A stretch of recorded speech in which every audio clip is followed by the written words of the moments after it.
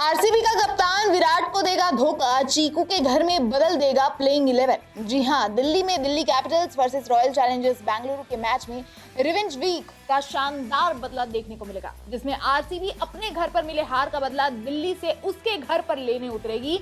लेकिन दिल्ली के प्लेइंग 11 में अपने कप्तान को देख चौंक जाएगी। आरसीबी और दिल्ली कैपिटल्स के मैच से पहले दिलचस्प प्लेइंग 11 सामने आया है। जानते हैं किस किस को रुलाया है। दिल्ली कैपिटल्स और आरसीबी पॉइंट्स टेबल में दूसरे और तीसरे पायदान पर है और दोनों के खाते में फिलहाल 12-12 पॉइंट्स है। और इस मैच में जो भी टीम जीतेगी वो अब पहले नंबर पर विराजमान हो जाएगी।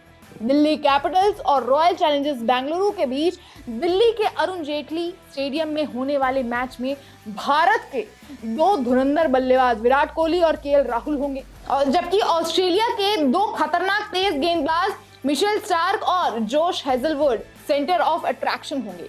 लेकिन एक और खिलाड़ी पूरे मैच में सबका अटेंशन ग्रैब करेगा, वो होगा दिल्ली के प्लेइंग 11 में आरसीबी का पूर्व कप्तान। जी हां, फाफ डु प्लेसिस, जो पिछले साल आरसीबी की कप्तानी कर रहे थे, वो अब दिल्ली के लिए आरसीबी के खिलाफ खेलेंगे। दरअसल डु प्लेसिस इंजरी से जूझ रहे थे, उनके कमर में चोट लगी थी, जिसके कारण वो पिछले कुछ मैच से टीम से बाहर थे। लेकिन अब आरसीबी के खिलाफ मुकाबले से पहले वो फिट हो गए हैं। फाफ डु प्लेसिस ने इस सीजन में आरसीबी और दिल्ली कैपिटल्स का अपना पिछला मुकाबला आरसीबी के खिलाफ खेला था। इस दौरान वो रजत पाटीदार की शॉट पर एक्स्ट्रा कवर से वो गेंद को पकड़ने के लिए भागे और चोटिल हो गए थे। इंजरी की शिकायत के बाद उन्हें करीब 2 हफ्ते तक टीम से बाहर रखा गया था। अब दिल्ली के उप कप्तान के रूप में वो अरुण जेटली स्टेडियम में अपनी पिछली फ्रेंचाइजी के खिलाफ खेलने के लिए एक और बार फिर उतरेंगे।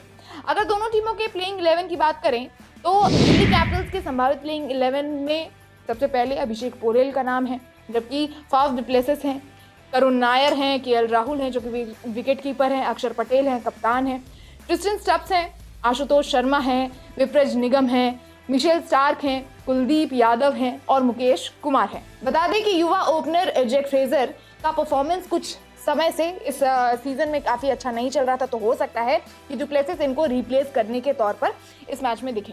अब अगर हम बात करें रॉयल चैलेंजर्स बेंगलुरु के संभावित प्लेइंग 11 की, तो सबसे पहले नंबर पर विराट कोहली का ही नाम आता है, फिर फिल सॉल्ट, फिर देवदत्त पडिक्कल, रजत पाटीदार कप्तान है, जितेश शर्मा विकेट कीपर हैं, Suyash Sharma, Tim David, Kunal Pandya, Bhuvneshwar Kumar, Josh Hazlewood और यश दयाल का नाम आता है।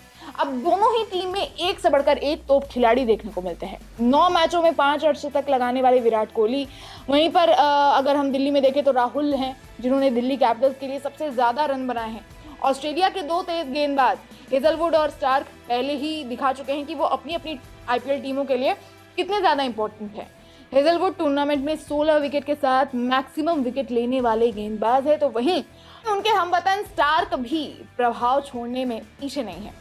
संजोग से उन्होंने भी राजस्थान रॉयल्स के खिलाफ बेहतरीन प्रदर्शन करके अपनी टीम को जीत दिलाई थी। काफी अच्छा और स्ट्रॉन्ग खिलाड़ी इस वक्त दोनों ही टीम में मौजूद है, लेकिन उसके बावजूद दिल्ली बैंगलोर में आरसीबी को बहुत बुरी तरह से हरा के आई थी।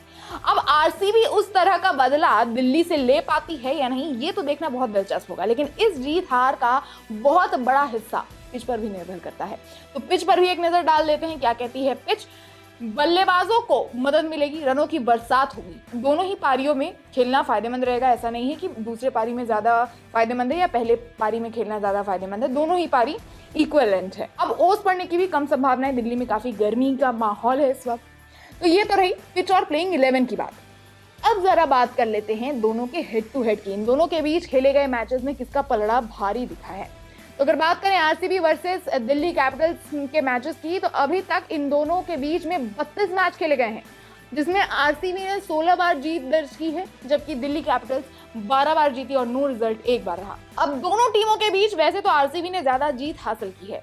अब देखते हैं कि इस मैच में आरसीबी जीत के साथ अपना पिछला बदला ले पाएगी या नहीं, या दिल्ली में अपने पूर्व कप्तान के दिशा निर्देश देखकर हार जाती है।